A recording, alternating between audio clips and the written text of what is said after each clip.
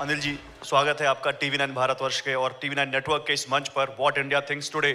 एक बार आप सब लोग सेटल हो जाइए, क्योंकि अब जो बातचीत होने वाली है ना, वो आप जैसे यंग लोगों के लिए बहुत अहम है। क्योंकि जो सामने हमारे जो शख्सियत हैं, जो पर्सनालिटी है ना, वो आप ही की उम्र में थे जब उन्होंने कुछ करने का जुनून हासिल किया था, और आज इतना बड़ा नाम बन गए हैं कि अगर उनकी नेटवर्थ के बाद के जीरो में अगर बताऊं तो शायद नंबर कम पड़ जाए। अनिल जी, बहुत बहुत बहुत स्वागत है आपका। एक बार जोरदार तालियां हो जाए अनिल जी के लिए। Anil Agarwal, chairman Vedanta limited.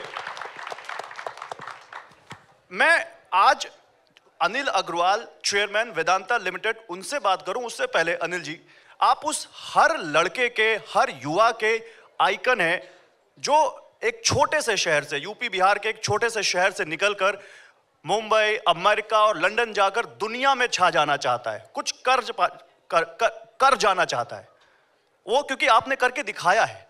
तो मैं पहले उस 19-20 साल के अनिल से बात करना चाहता हूं कि आखिर क्या जुनून था, क्या सपना था, क्या सोचा था जो आप यहां से वहां पहुंच गए।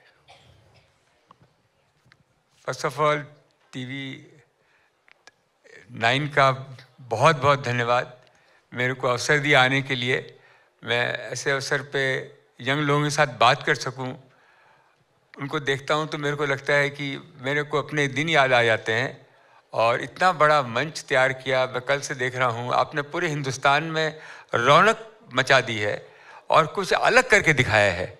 बहुत बहुत बहुत बहुत धन्यवाद। मेरे हिसाब से हर एक हिंदुस्तानी में एक अलग DNA है, वो एक अलग ही हस्ती है। मैं पूरी दुनिया में रह के देख चुका हूँ कि जो रिस्क लेने की एक जो अल्हड़पन है, कुछ करके दिखा देंगे, कुछ कर देंगे, चाहे लड़का हो चाहे लड़की हो, उनमें है।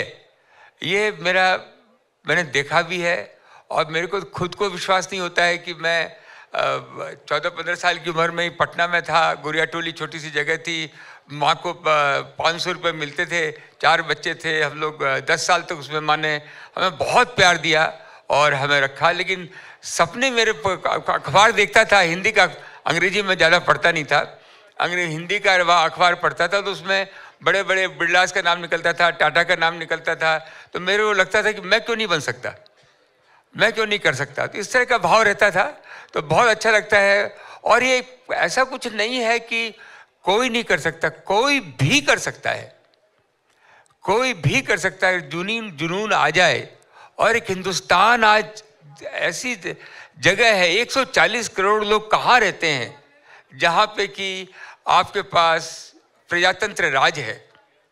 और अभी 65% लोग जो बिलो मिडिल क्लास के हैं, वो मिडिल क्लास में जाने वाले हैं।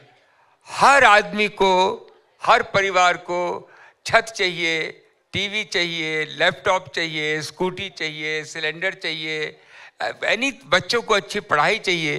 तो आप सोच सकते हैं कि जो डिमांड हिंदुस्तान में बढ़ने वाली है, वो दुनिया में और कहीं बढ़ ही नहीं सकती है। तो जो अवसर आने वाले हैं हिंदुस्तान में हम लोगों के लिए, अपने यंग लोगों के लिए, दुनिया में कहीं और इतनी यंग पॉपुलेशन है भी नहीं है। और सबसे ज़्यादा लड़कियां जो आगे आ रही हैं, उसको देख के मेरे को बहुत खुशी होती है।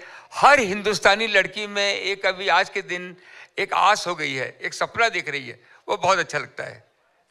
Mr. Agarwal, क्या बात है sir. thank you for coming over for the TV9 What India Thinks Today Summit. You're welcome. You were among the foremost corporate leaders in India, and you've expanded outside of India as well. The whole world looks at entrepreneurship, from a prism of role models. They are celebrated as role models. Fortunately or unfortunately in India, corporate India is seen with a lot of, suspicion, and there is politicization of the corporate capital. Capital as a term is politicized. Does it dishearten you? And, how do we navigate from this and move into a zone where, actually wealth creators and wealth generators are truly celebrated? ये दुनिया ने भ्रम फैलाया है कि हिंदुस्तान आगे नहीं आवे। ये इन्वायरमेंटलिस्ट को भेज देते हैं, भ्रम पैदा कर देते हैं, स्कूलों में जो किताबें पढ़ाते हैं वो गलत किताबें पढ़ाते हैं। ये जो भ्रम पैदा, हिंदुस्तान तो एक आप देखें तो 30% GDP दुनिया के हिंदुस्तानी थी। आज दुनिया जो था ट्रेड में सबसे आगे था, यहाँ सारी दुनिया क्यों आई? मुगल आए लूटने के लिए, तो यहाँ सोना था, चांदी था, वैभव भरा हुआ था, उनको लूटा। अंग्रेज क्यों आए? लूटने के लिए आए, क्यों भरा हुआ है। अभी भी हमारे यहाँ कोई कमी नहीं रही है। तो अभी जो टाइम आ गया, एंटरप्रेन्योर का टाइम आ गया है। जो भ्रम जो फैलाया है कि खाली खेती से दुनिया नहीं चल सकती है, खेती के साथ में आपको कारोबार, कल कारखाने लगाने ही पड़ेंगे। और दुनिया में पहले भी हुआ है, आज भी हो रहा है। और आज हिंदुस्तानी, आप देखिए, हिंदुस्तानी तो पूरी दुनिया को चला रहा है। आज कोई भी ऐसी कंट्री नहीं है जहाँ के जो पॉलिटिशियन हैं, अंदर में जो थिंक टैंक है, उसमें दो इंडियन मिलेंगे। उनसे ही पूछते हैं कि हम स्ट्रेटजी कैसे बनाएं अपनी कंट्री चलाने के लिए। चाहे वो इंग्लैंड हो, चाहे जर्मनी हो, चाहे अमेरिका हो, कोई भी कंट्री हो, वो 2 इंडियन को लेके आएगा।